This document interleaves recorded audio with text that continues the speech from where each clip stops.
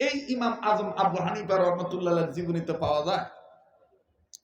হযরত উনি কিতাব মোতালা করতেছেন, তো ওনার বাড়ির একজন গৃহ পরিচারক ছেলে মানুষ, আর মহিলা হইলে তো গৃহ পরিচারিকা নাকি বলেন, তো গৃহ পরিচারক উনি আয়েশা ডাক দিয়ে বলতেছেন, হযরত আপনি এদিকে অধ্যয়ন করতেছেন, ওদিকে আপনার বাবা মা বৃদ্ধ বৃদ্ধা বয়সে ঝগড়া করতেছে। ঝগড়া করতে করতে আপনার বাবা সিদ্ধান্ত নিয়েছে, ওটা আমি আর না বলি, আপনি শুনলে কষ্ট পাবেন। তখন ইমাম আজম বলতেছে, আমার বাবা কি অন্য কোনো কথা বলেছে নাকি? তো বলতেছে, আপনার বাবাকে শুনেছি এতটুকু যে এই সময়ের ভিতরে কথা না বললে তোকে তালাক দিতে হবে না, তুই অটো তালাক। ইমাম আজম আবু হানিফা বলতেছে, মা কিছু বলেছে? বলতেছে, মা বলেছে যে ও টাইম কেন, আরো টাইম আসবে, তাও আমি কথা বলবো না। এখন ইমাম আজম আবু হানিফা রহমতুল্লাহ আলাইহি বলতেছেন, সাংঘাতিক বেকায়দার খবর তো, দৌড় মেরে চলে গেছে। এখানে উম্মতের আলেমরা আছে, জিজ্ঞেস করে দেখবেন, যেহেতু এই এলাকা মিল ইন্ডাস্ট্রিজ কলকারখানা এলাকা, আমাদের অনেক শ্রমিক মা বোন ভাই বাবা কথার ছলে বলে কৌশলে ঠাট্টা করে রাগ করে কম বেশ রাগ করে বলে, তোকে নিয়ে ঘর করব না। কথা কয় না? এই যে ঠাট্টা করলেন, আপনি কি জানেন শয়তানের সাথে 8টা বেড়ে গেল? আপনি যে বলে ফেললেন তোকে নিয়ে আমি সংসার করব না, সিদ্ধান্ত নিয়েছি, পরক্ষণে আবার ভুল বুঝাবুঝি মীমাংসা হয়ে গেল, পরে আবার কইতেছেন লাইলি কেমন আছিস গো।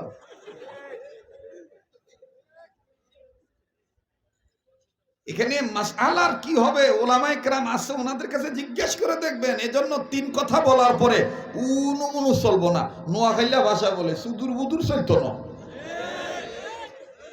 3 কথা বলার পরে কোনো উদুর বুদুর চলবো? হ্যাঁ, আল্লাহ বলেছেন যখন তোমাদের 3 কথা হয়ে যাবে, তখন তুমি স্বামী তোমার বউয়ের পোশাক, আর তোমার বউ তোমার পোশাক। এটা কার কথা? হুন্না লিবাসুল লাকুম ওয়া আনতুম লিবাসুল লাহুম।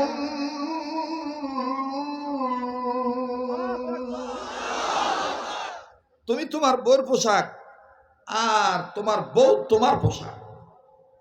হ্যাঁ, কেউ যদি মনে করে এই আমি যদি আপনাদের সামনে নিজের গায়ের পোশাক নিজে টেনে ছিঁড়ে ফেলি, কি বলবেন ভাইয়া?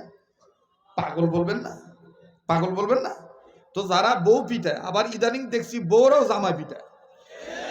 খালি এক পক্ষে বললে হবে নাকি? হ্যাঁ, অনেক বউ দেখি যে শুধু জামাইকে পিটায় না, জামাই যেন আর কামাই করে খেতে না পারে দুনিয়াতে, ও যেন পুরুষ হয়ে দাঁড়াইতে না পারে।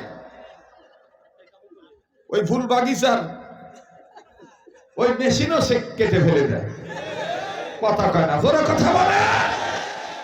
কিন্তু আফসোস, বিচার হলে শুধু বিচার হয় নারী নির্যাতনের পক্ষে রায় হয়, কিন্তু বড় দুঃখের সাথে বলতে হয়, আমার সমাজে নারী নির্যাতনের পাশাপাশি যেই ঘরে, যেই পরিবারের, যেই এলাকার, যেই সমাজে পুরুষ নির্যাতন হয়, তাদের পক্ষে রায় আসা দরকার।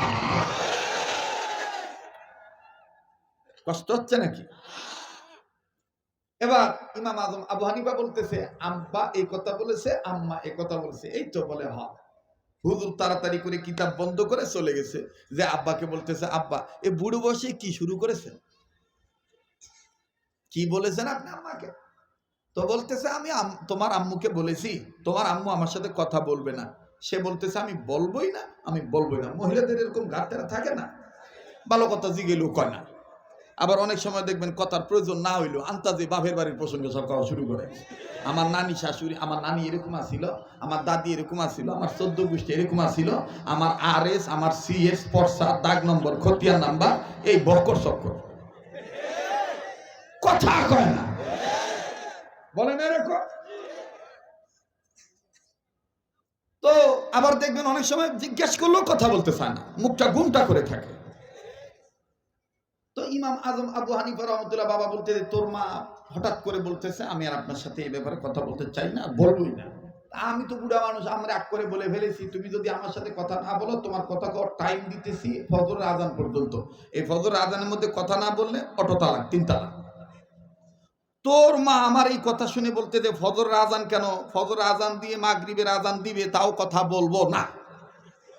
তা আমিও বলেছি ঠিক আছে, ফজরের আজান পর্যন্তই তো তোর কথা বলার সময় রেখা দিয়ে দিলাম। তো ইমাম আজম আবু হানিফা বলতেছে, আব্বা আম্মাকে এখন ডাক দেন না, আম্মাকে যদি আপনি ডাক দেন আর আম্মা যদি আপনি ডাকে সায় দেয় তাইলেই তো এই জিনিসটা ঝামেলাটা চলে গেল, আপনি একটু ডাক দেন না। এখন বুড়া মানুষ রাগ করে না, রাগ করে না, বুড়ারা কিন্তু রাগ করলে দেখবে ওরে বাবা রে বাবা, এই মাঘ মাসের শীতের মধ্যে পানিতে নামায় দিল বুড়ার মেজাজ ঠান্ডা হয় না। হ্যাঁ দেখবেন বুড়ারা খেপে গেলে বলে তোর কে বুঝা, তুই ভাত খাবি, কামাই করবি, তুই সংসার করবি, তুই রাজনীতি কি বুঝিস? তোর মাকে বিয়ে দিয়েছে আমি, তুই আমার মুখের উপর দিয়ে কথা বলিস?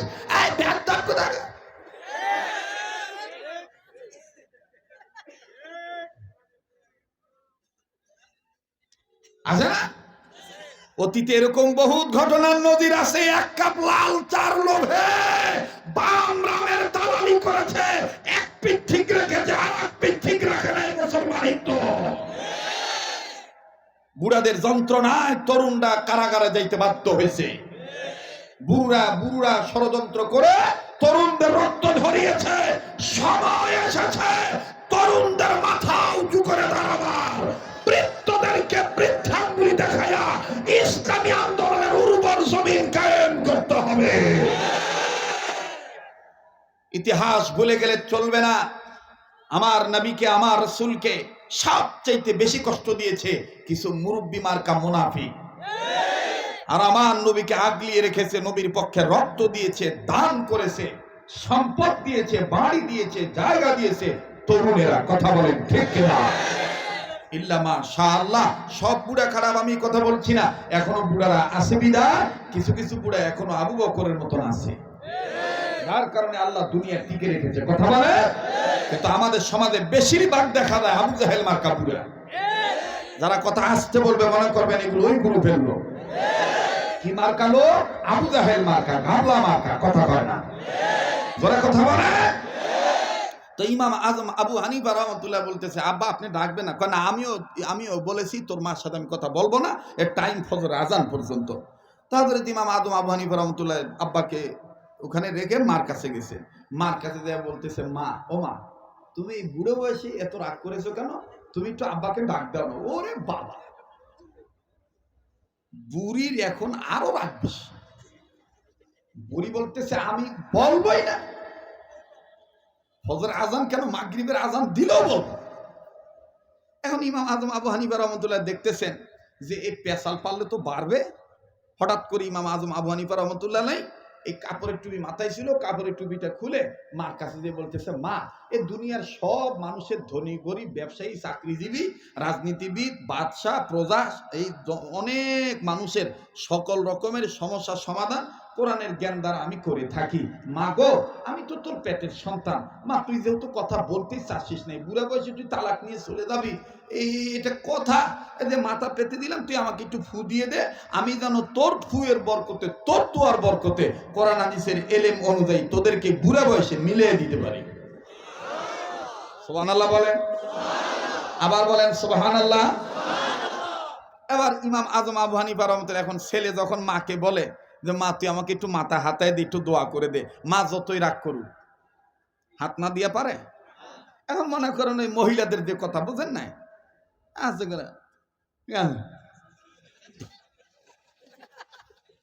এখন ইমাম আজম আবু হানিফা রাহমাতুল্লাহ বলতেছে, আল্লাহ যেভাবে হোক মা হাত দিয়েছে তো, আল্লাহ তুমি কবুল করো।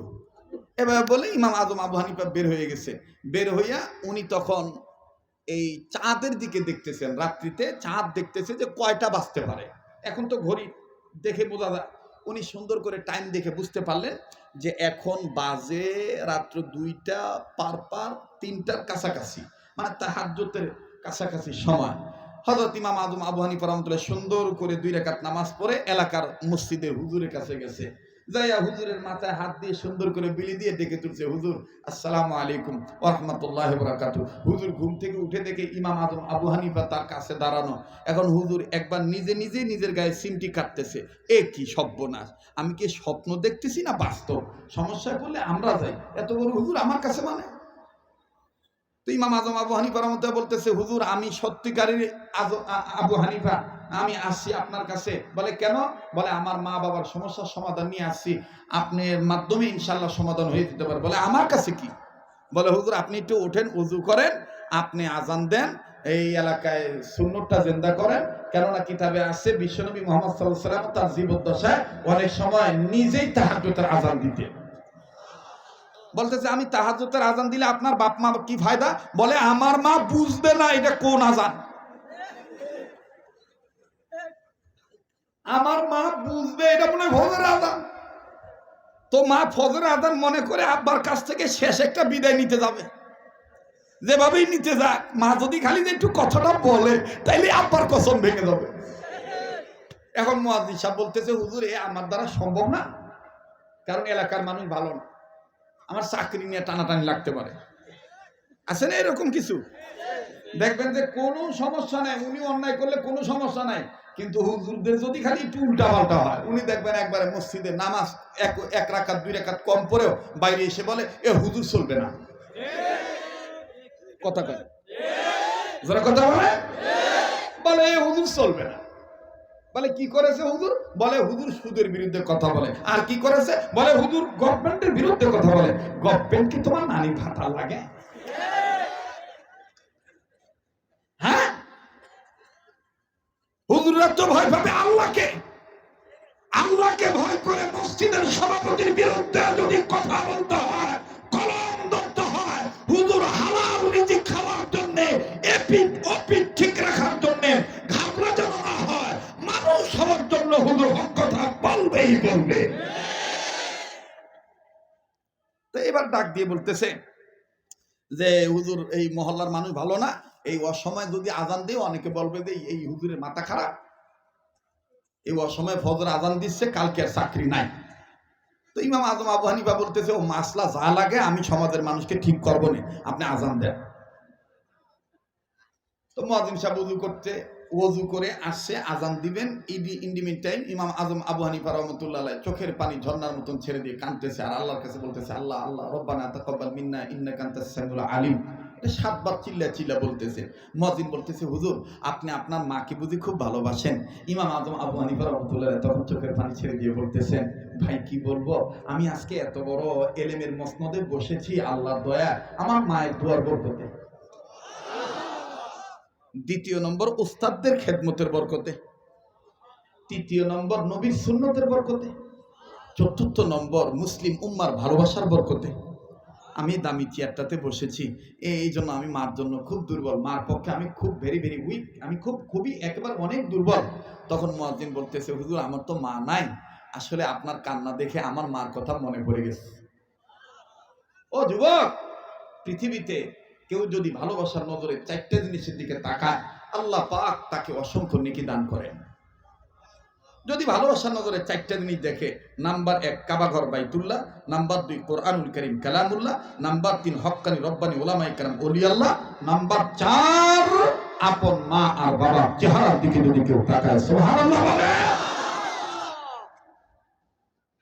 আবার ইমামে আজম আবু হানিফা কান্দার ডাক দিয়ে বলে, হুজুর আমার এই মার দোয়া আমি এত বড় আলেম হয়েছি, আমার এই বাবার দোয়া আমি এত বড় আলেম হয়েছি, হুজুর আপনি তাহাজ্জুদের আযান দেন, আমার মা সরল সোজা মানুষ, আমার মা পেট গুজ বোঝে না, আমার মা তাহাজ্জুদের আযানকে ফজর আযান মনে করে আমার বাবার কাছে বিদায় নিতে যাবে, যখনই বিদায় নিতে যাবি তখনই আব্বার এই কসমটা ভেঙে যাবে, আব্বা আম্মার ভিতরে তাদের হৃদ্যতা পূর্ণ হয়ে যাবে, আন্তরিকতা বেড়ে যাবে। এবার বন্ধুরে মুয়াজ্জিন হুজুর, মসজিদের মহল্লার হুজুর সুন্দর করে যখন বাজান তাহাজ্জুদের আযান দিলেন, আল্লাহু আকবার আল্লাহু আকবার। আমার বন্ধুগণ, ইমাম আজম আবু হানিফা রাহমাতুল্লাহ আলাইহির মা মনে করছে ফজর আযান দিয়ে দিছে। মহিলাদের স্বভাব তো বুঝেন, আযান পুরা শেষ যখন হয়ে গেল, এই মহিলা মনে করছে এটা ফজর আযান দিয়ে দিছে, এবার নিজের সংসারের চাবি যা আছে সব গুছাইয়া ইমাম আজম আবু হানিফার মা ইমাম আজম আবু হানিফার বাবার কাছে যাইয়া ডাক দিয়ে বলতেছে, অনেক বছর সংসার করেছি, ভুল ত্রুটি হইলে মাফ করে দিন। ওই যে দেখেন রাগ আসলে যে ভালো জিনিস না, কোন দিক দিয়া ফজর আজান দিয়ে দিল, তালাক তো হইয়া গেছি, নেন আমি যাইতেছি গে, নেন সংসারের জিনিস বুঝে নেন। ইমাম আজম আবু হানিফার বাবা কিছুই কয় না, চুপচাপ করে দাঁড়িয়ে আছে। এ বন্ধু, ইমাম আজম আবু হানিফা রাহমাতুল্লাহি আলাইহি উনিও তাহাজ্জুদ নামাজ শেষ করে, মামুলাত শেষ করে যখন আসতেছেন নিজের গৃহের দিকে, এসে দেখে মা গাঠটি বস্তা নিয়ে বাইরে যায়। ইমাম আজম ডাক দিয়ে কয়, মা তুমি কই যাও? বলে, তোর বাবার কথাই ঠিক হয়ে গেছে, ফজর আজান দিছে আমি যাইগা। ইমাম আজম কয়, মা গো, এইটা ফজর আজান না, এটা তাহাজ্জুদের আজান। ঘরের ভিতর থেকে ইমাম আজম আবু হানিফার বাবে গয়, এই লেগেই তো আসসালাতু খায়রুম মিনান নাওম বললাম না।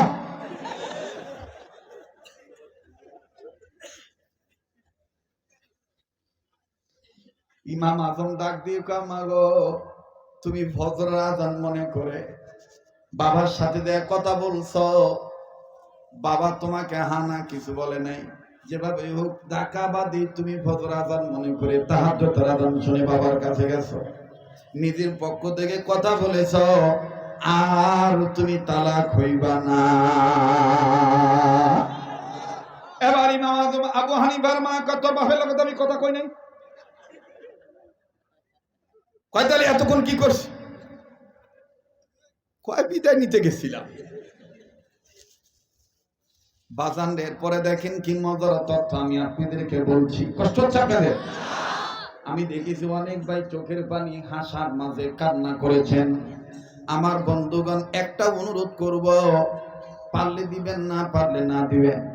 যেই হাতটা দিয়া বারবার কাবা ধরি, যেই হাতটা আল্লাহ পাক প্রতি বছর রমজান মাসে মদিনায় দয়া করে রাইখা দেন, রমজানের ঈদ করে তারপরে বাংলাদেশে আসা হয়, আমি আপনাদের জন্য দোয়া করব।